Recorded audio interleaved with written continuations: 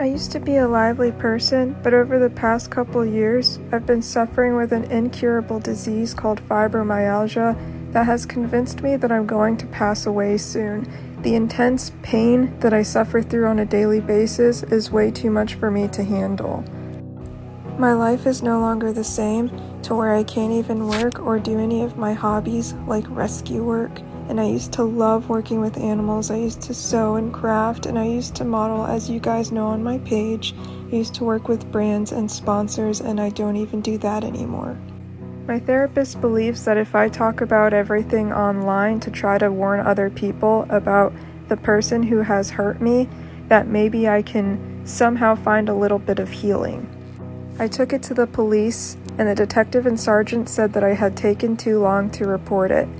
It took me years of intense therapy to finally admit what had happened to me.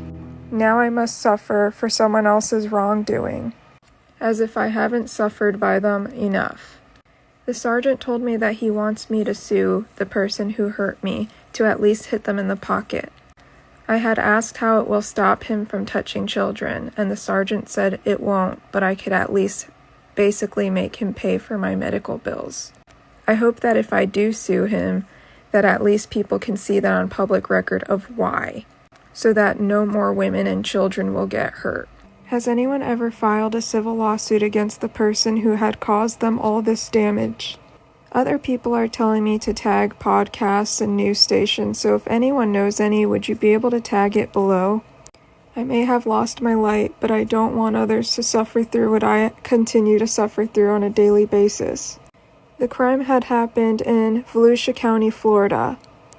I pray that doctors one day find a cure for this disease, and that I can continue doing what I love once again. If you guys would like more on the actual story, I did post it on my Instagram and Facebook, which I will put links to. Any and all help is greatly appreciated. Thank you all so much for listening to my story.